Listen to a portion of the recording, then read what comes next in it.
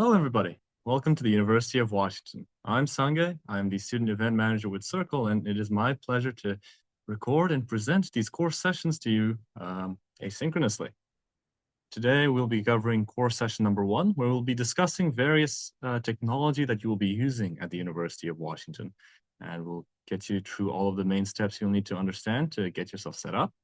And we'll also go through some tips, some advice, as well as some advantages of being a UW student.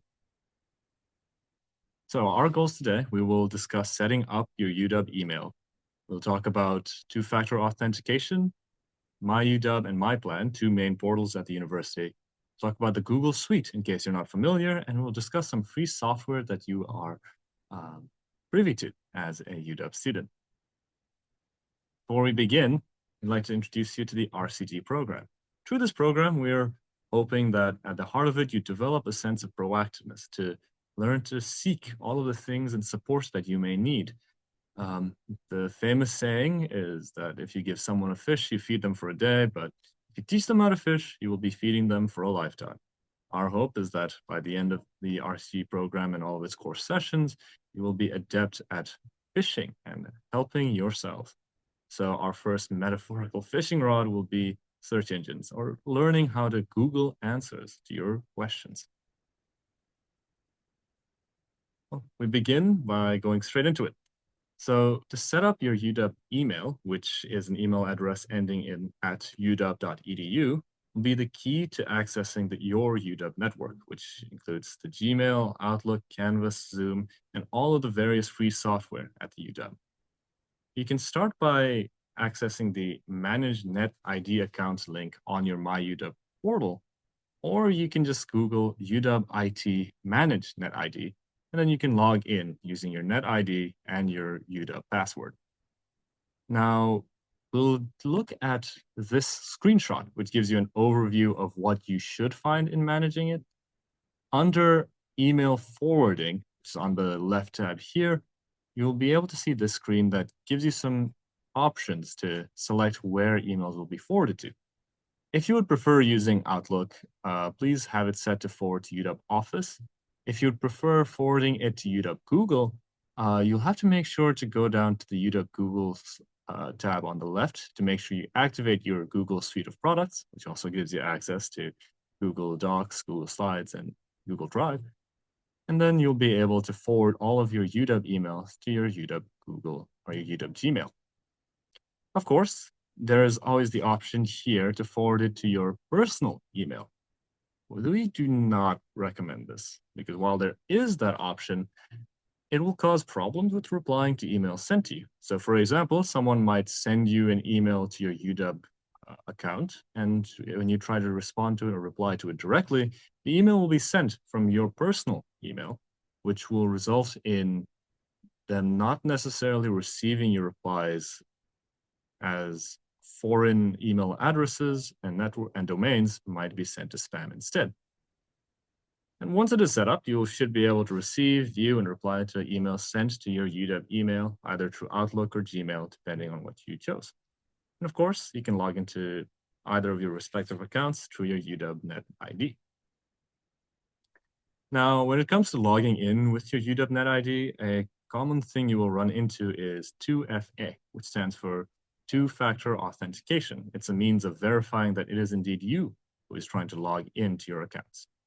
So the UW uses Duo Mobile, and you can set it up by searching UW IT Setup Duo. Now, UW Connect has a special tutorial, but to summarize the steps, you essentially visit UW Identity. You'll select Manage 2FA Devices, and you'll follow the rest of the instructions. Of course, if you lost a device that you set up Duo authentication on, you can always contact UW IT at help@uw.edu. Now, here's an example of what this process will look like. You'll go to identity.uw, and you will be selecting under the 2FA tab at the top there.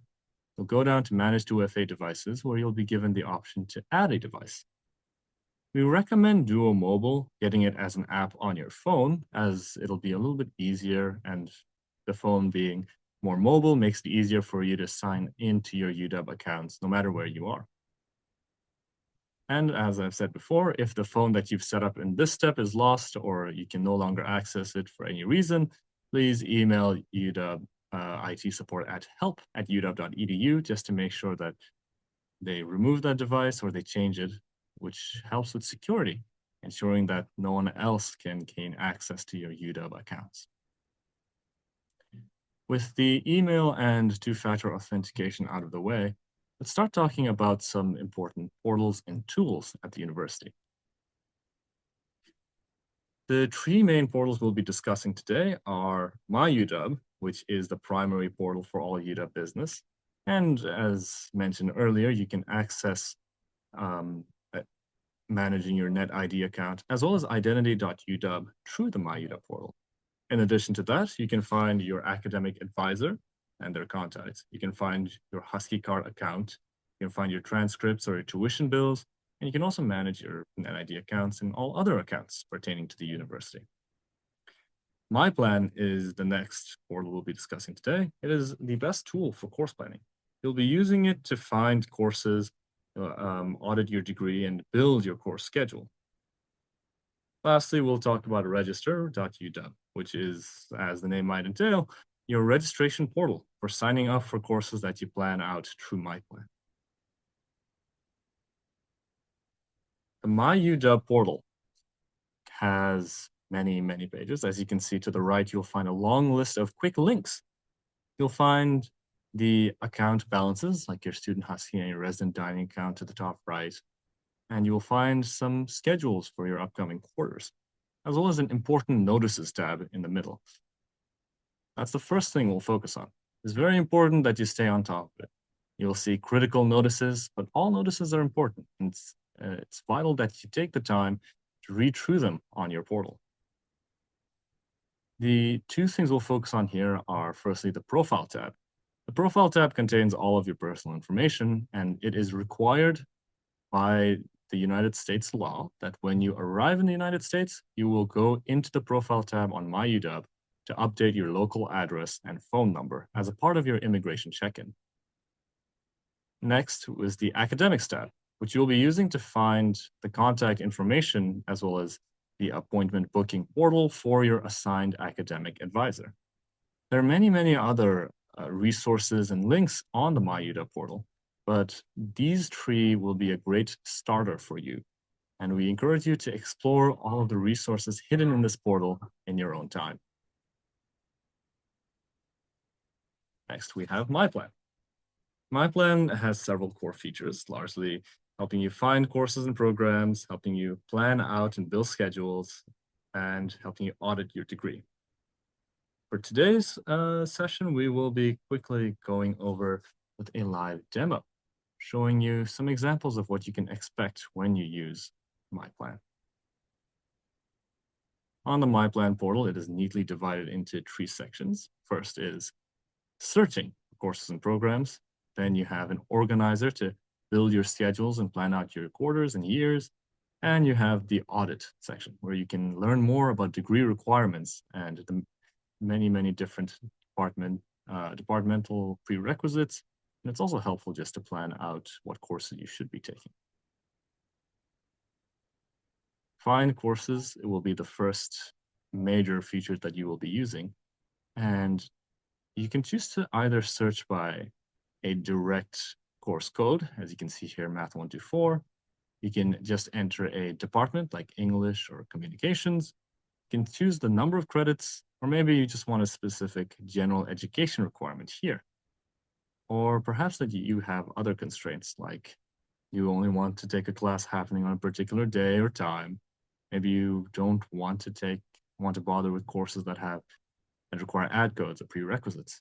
Or maybe you only really want a hybrid or an online course. Or you can also scroll down and see the full list of departments if you'd like to focus on courses within a specific department. Now, for today's example, we will immediately go and let's look at mathematics courses. Since you are all going to be incoming students, we will focus on autumn. As you can see here, many different options to filter even further from your search. So we can filter by credits, the quarter offered, the level of the course, or maybe learning format. If you're curious about what the grading systems entail, stick around and we will be having a discussion on it during course session number 2. So let's say we want to take mathematics 125. Let's begin with 125, and let's say we're coming in with some credits that allow us to skip the first of the calculus chain. Then the main items you'd like to begin with are the course description, which gives you a brief overview of what to expect. The course prerequisites, which tells you exactly what you need to have completed before you can sign up for this course, as well as the general education requirement, which will tell you which general education requirements you fulfilled. It's also important to keep in mind that the course you're registering for is on the Seattle campus. Now, we have the sections. So to break it down, there's going to be lecture sections, which are usually a one-letter code, so like A or B or C, so on and so forth. And each lecture section, which you can tell from here, will have a specific number of credits assigned to it, in this case 5. You can learn more about the meeting time and location, the room and building it is being taught in, the assigned instructor, as well as the number of available seats. In addition to lecture sections, some courses like this one will have a quiz section, usually denoted by 2 letters. Now, the quiz section isn't necessarily a place where you'll be taking quizzes all the time. Some courses, you will be taking your quizzes or your midterms in this time, but for every course, it functions as a sort of small classroom setting where you are more able to ask questions directly to a teaching assistant. Now, some of the most important things to pay attention to here are this key icon. This key icon indicates that you need an add code or a faculty code to register. If it says that there's a key icon, even if there are open seats, you may not be able to register for it unless you get an add code, which you can learn more about during course session number 3. Next, pay attention to estimated enrollment status. You want to make sure that there are enough seats not only in the lecture section, but also in the quiz section, as you are required to take both. Next, if in any case you cannot find a seat, for example, if this section was completely filled out, you can select the bell icon here to subscribe to seat availability notifications. You'll give them a phone number, an email address, or both, and you will be notified via whichever contact you gave them whenever a seat opens up. You'll have to act fast, as if it's already filled out, there's likely other students who are also in the wait list. Next, it's always helpful just to check a few more details so you can get an idea if there's anything you're missing. Freshmen, sophomore, junior, seniors only. All right, so nothing too complicated here. If everything looks good to you, you're all set to just click the plus button here to add it, assuming that you are, in this example, all right with an 8:30 lecture. So we'll just add both of these to our sections. Now you might be wondering, where have they gone? That's where we will go to this little bin here, which lets us manage our courses, where you can look at individual quarters, or you can look at your full academic year or your schedule builder. Let's go to the schedule builder and let's look at autumn. Whoops. Schedule builder, the arrow here, autumn. I can see that there's a small issue with selecting Math 125, which is my favorite part about this feature. It tells you about any scheduling conflicts. So let's unselect Math 125, unselect Econ, select Math 125 back maybe. There we go. Beautiful. And wouldn't you know it, we can see all of the available time slots where it's possible to take Math 125, as well as all the other courses that I've already registered for. So lets you highlight over some different options that you could be taking. And it does seem that Math 125 D or B is better than A. But assuming that you've spent enough time looking at this and deciding which schedule you like the best, you'll head on over to Autumn 26, where you can see all of your planned sections. Well, we saw that Econ doesn't really match well into our schedule, so let's just delete that. Now all we have is Math 125. For now, we won't address this time conflict, even though MyPlan has a feature that lets you notice it, because we'll take a look at what will happen if you go to registration with a course conflict. If everything else looks good to you, you can click Take Me to register.uw.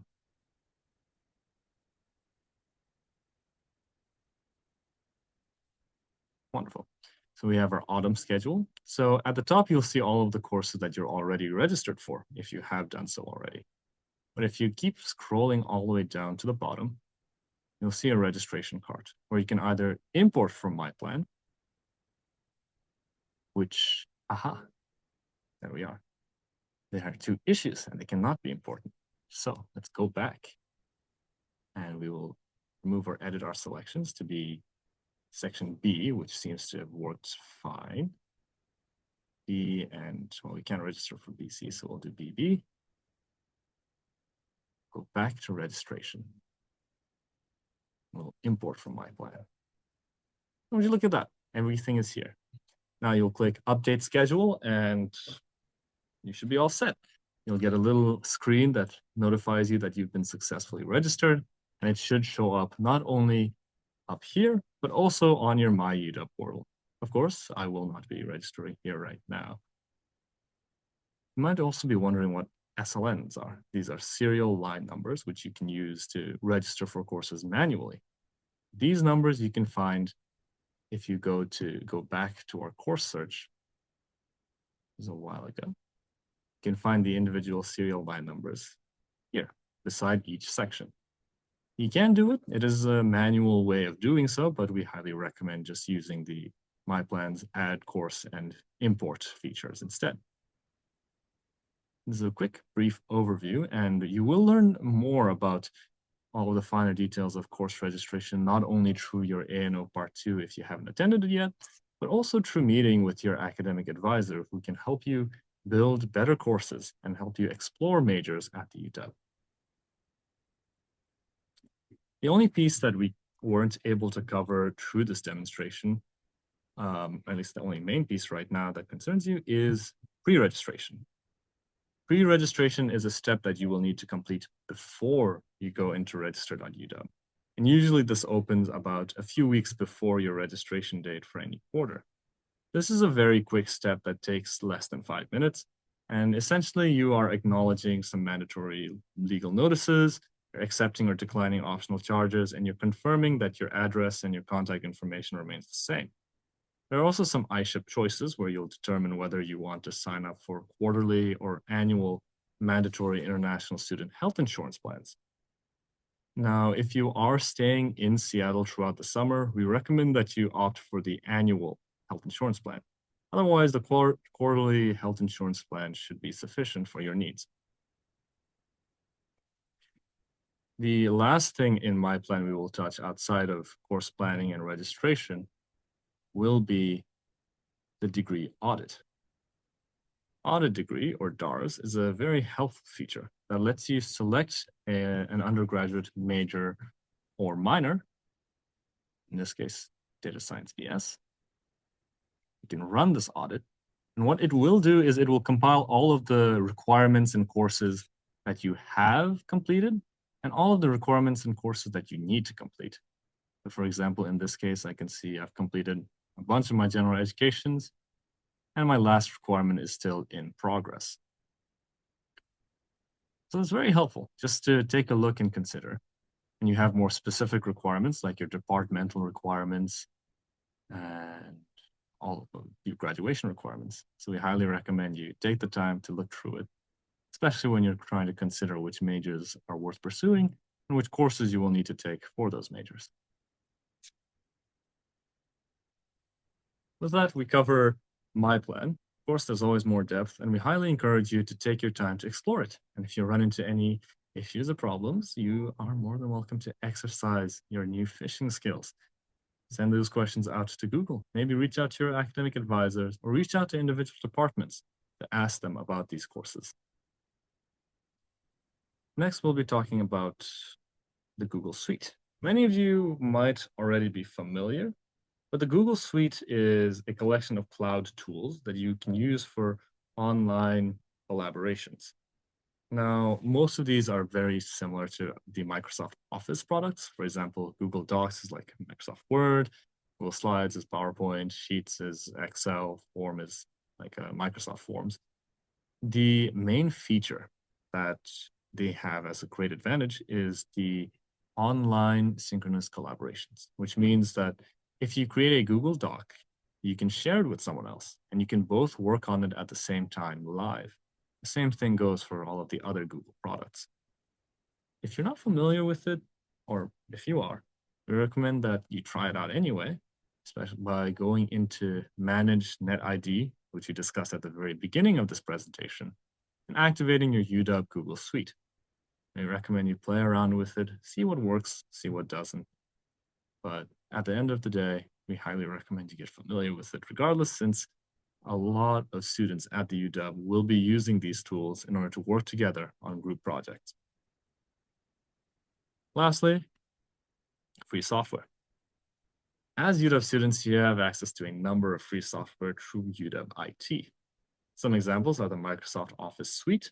That's like Microsoft Word, PowerPoint, Excel. You have access to MATLAB and Canva. Now, the Whole U, which is a website that you can look up, also provides a helpful resource to find savings and discounts for all members of the UW. Additionally, not included here, but with your at uw.edu email, as well as with your Husky card, which is your student identification card, which I have an example of right here. It should look something like this. You can actually be able to find other discounts that are not listed. There are many websites that do offer special discounts or maybe free subscriptions if you sign up with the uw.edu email. And there are places and restaurants and stores where you can use your Husky card to ask them for a student discount. We recommend you explore and see what opportunities for savings await you. But with that, we cover all of our tech tips for you as you come into the UW. Main takeaways that we hope you gain from this session are learning how to navigate important portals at the UW, learning how to set up your UW email, as well as navigating free software, especially the Google Suite. Learn to try out finding discounts and other free software that you can gain as a student. And with that, we look forward to seeing you at course session number 2. Well, which should be the next video in this playlist. For session number 2, we'll be talking about rules and policies at the university. We'll talk about Canvas and other course-related websites, course policies, which are all listed on what is called the syllabus. Talk about the student code of conduct, AI use at the UW, different grading systems available, as well as the academic calendar, and some tips for tackling the quarter system. With that, we hope you found this session useful and wish you a wonderful rest of your day or night.